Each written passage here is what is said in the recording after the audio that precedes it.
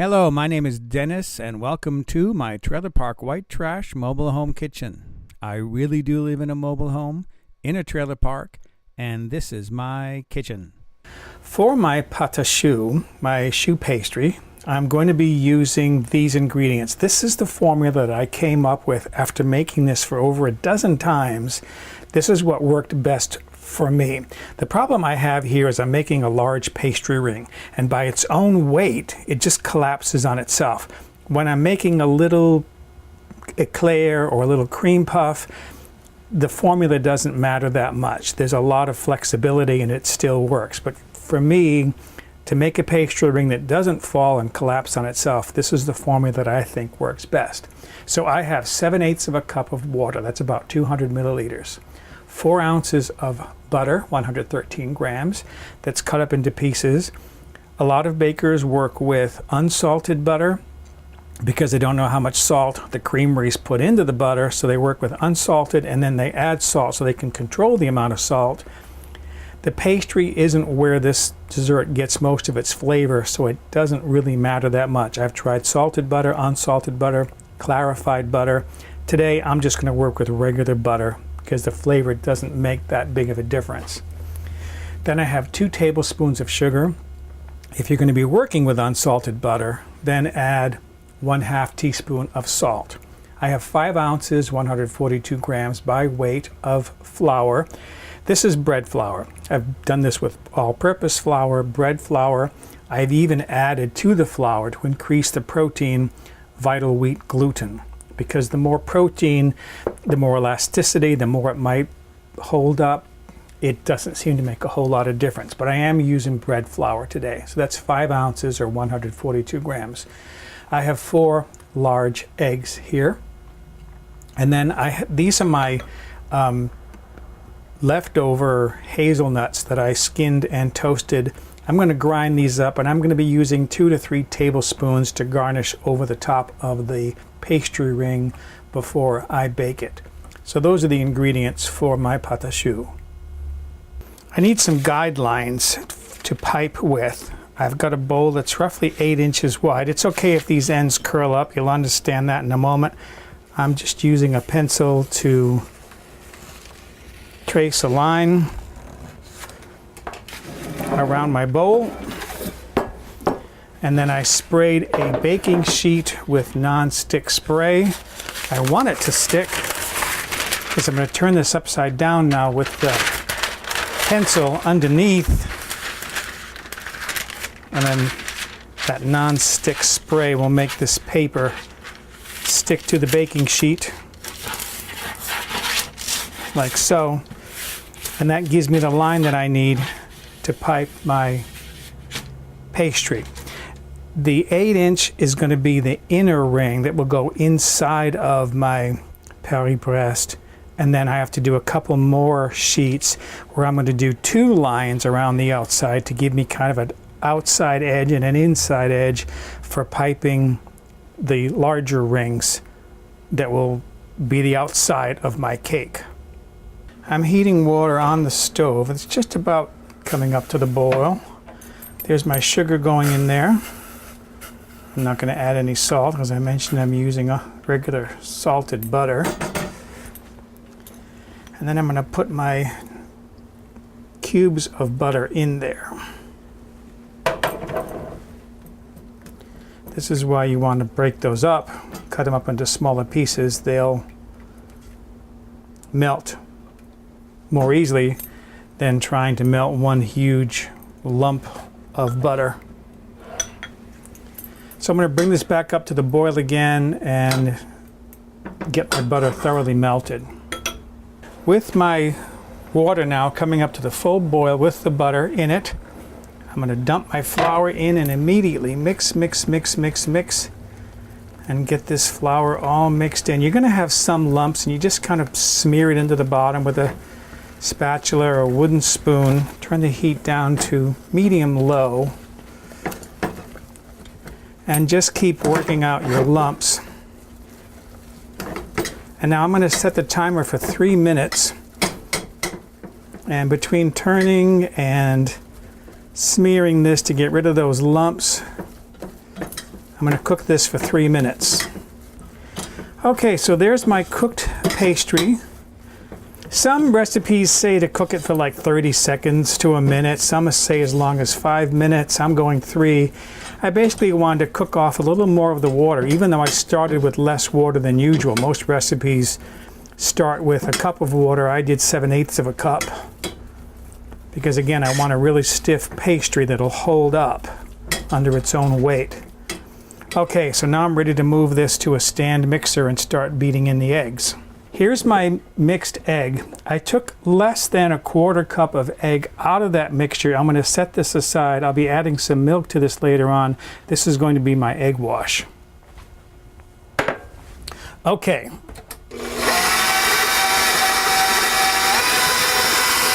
And just in case you couldn't hear me over the sound of the motor, I'm adding egg a little at a time, waiting for each addition of egg to be thoroughly incorporated into the flour mixture before I add more egg. Okay, what I'm looking for here, I've still got a little bit of egg left over. I'm going to scrape my bowl here. So far as I've been beating in this egg, it's been kind of this broken up, chunky sort of batter that's kind of moved around inside of the bowl as the beater is working it. But it's just now starting to reach the point where it's sticking a little bit to the side of the bowl. That's what I want. I want it to actually be a little bit sticky. And as my paddle goes around, I'll actually see it pulling strings in from the side of the bowl as the batter sticks to the inside of the bowl. That's what I want. A little bit on the sticky side, but I don't want a liquid. I want stiff peaks. I'll show you that in a bit. Okay, it's hard to show you because you can't quite see down inside, but it's sticking to the side of the bowl. And as my beaters are spinning around, I can see it pulling strings. And it's got that stiff texture to it. It's not a liquid. It's a little bit runny, but it has these stiff peaks. That's what I want. I want a fairly thick batter because of the size of the ring that I'm making. Okay? I got my small pastry bag here, kind of propped up inside of a glass.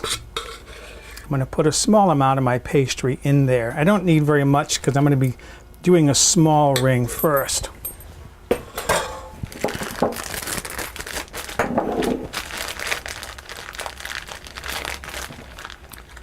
Okay, and as I mentioned, I'm using my tip without a tip. I'm just using a coupler because all I want to do is pipe one ring onto this sheet. And I want it to be about 3/4 of an inch wide.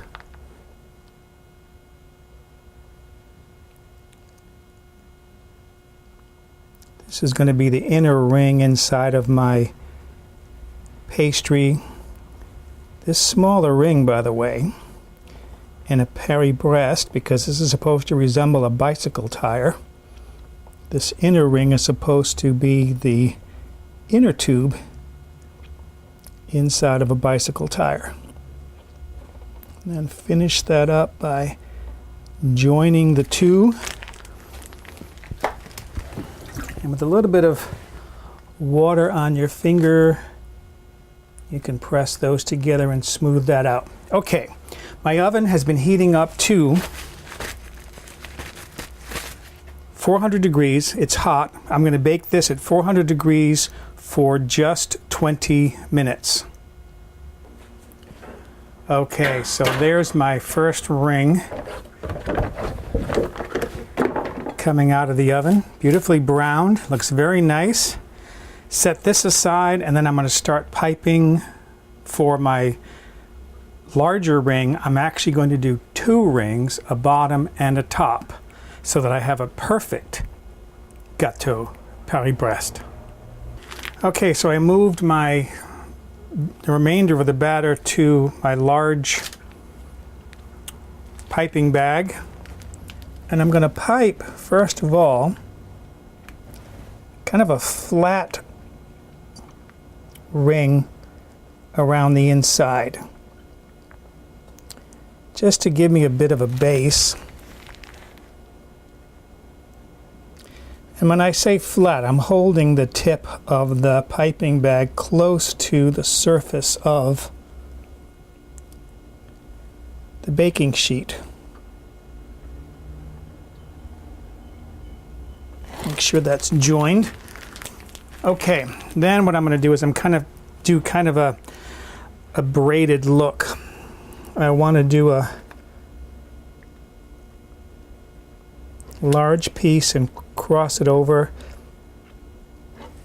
I'm going to do a smaller one on the inside because obviously the inside circumference is smaller than the outside.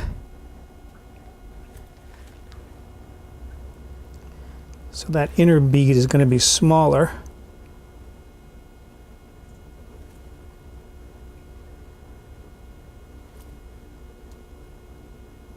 And then just work around that way. Kind of working back and forth. You get the picture. Okay, so there's my piped ring. I mixed maybe a teaspoon or two of milk in that egg that I took out from my egg mixture. And I'm going to very lightly, so I don't move my pastry too much, put this egg wash on here. Why milk rather than water to make the egg wash? Because the milk has a little bit more fat in it. Actually, I'm using half and half, and that'll give me some additional browning.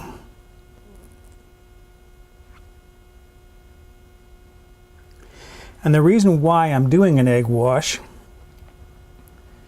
is because I think of like lobsters and crabs and shrimp. Their skeleton is on the outside of their body. It's an exoskeleton. Our skeleton is on the inside of our body, if we don't have a few in the closet. So the egg wash is going to give me more strength on the outside of this pastry to hopefully hold it up so that it won't collapse on itself.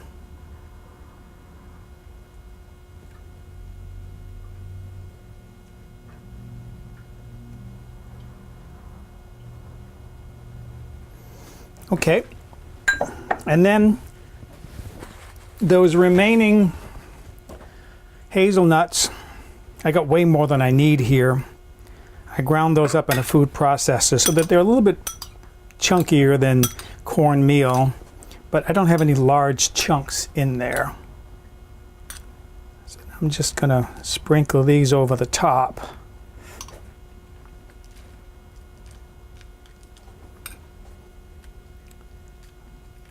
This is going to be my upper ring as far as my large ring is concerned. I'm going to be piping a second one of these rings that I'm not going to garnish with hazelnuts. And that's actually going to form the bottom ring, the base of my Paris-Brest. Okay, I'm going to set this aside and then I'm going to pipe my second ring. Basically the same thing. I'll probably go a little bit wider on the sides. I don't need the height on that one because that's going to form my bottom part of my Paris-Brest. So my bottom ring is done. I have just a tiny bit of batter dough left inside of my piping bag here. So I'm just going to, in the corners, I'm going to pipe around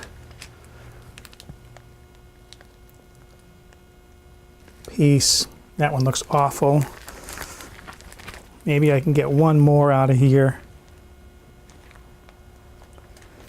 Little cream puffs, and that's about all I'm going to get.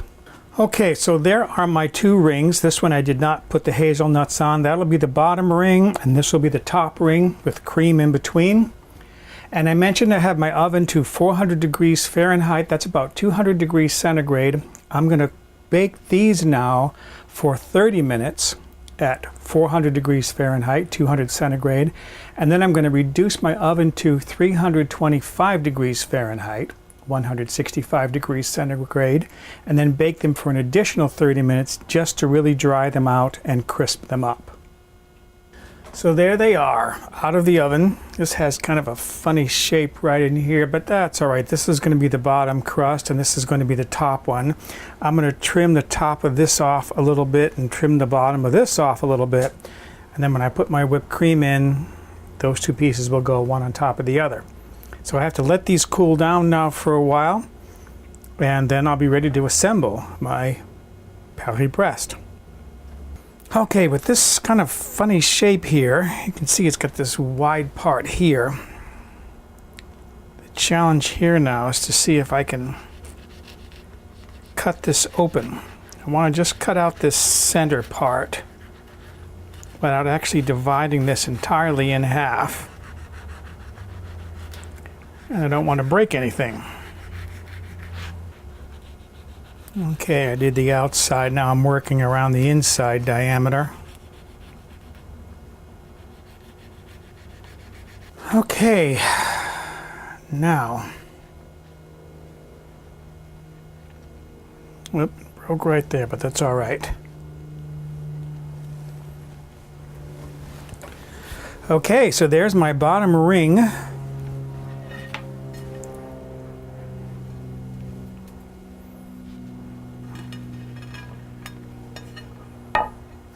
Now I'll do my top ring. That's going to be even more tricky. Okay, so there is the bottom of my top ring. When I flipped it over, some of those nuts fell off, but that's all right. That's less crumbs that are going to be on my plate. Okay, I put my pastry cream in my Ziploc bag with a tip on it, and this one I use the tape, just so you can see it at work. So I'm just going to pipe back and forth, overlapping the edges here. So there's my first layer of cream on. Now the inner tube goes inside the tire, and I'm going to pipe another layer of cream on top of that.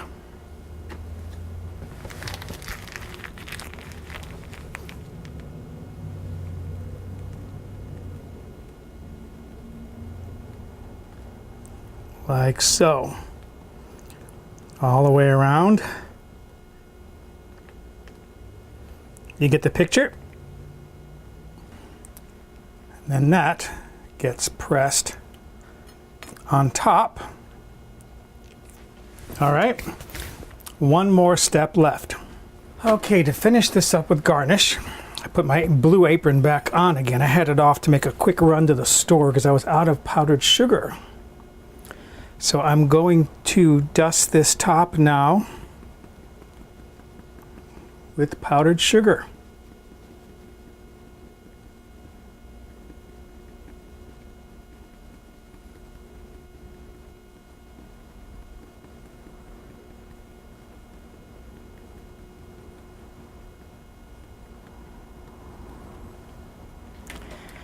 And there it is, the perfect Gâteau Paris-Brest.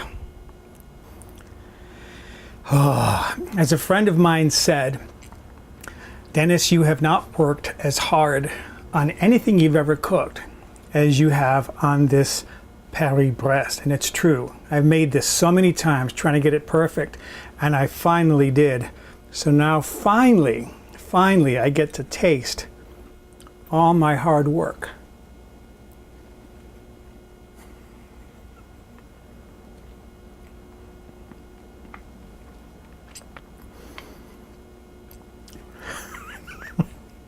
It was worth every minute. Oh, that is so good. All right, excuse me.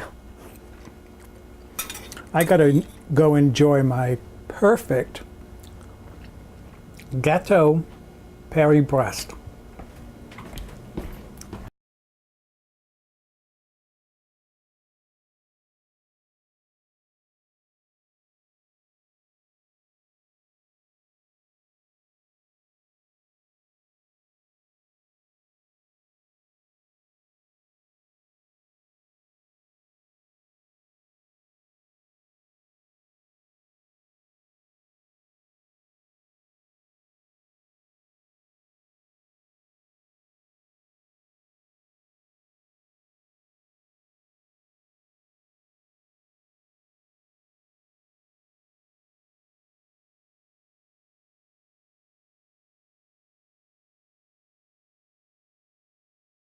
For a printable PDF copy of this recipe with step-by-step photographs, visit the White Trash Cooking website and look on the home page or in the recipe archive.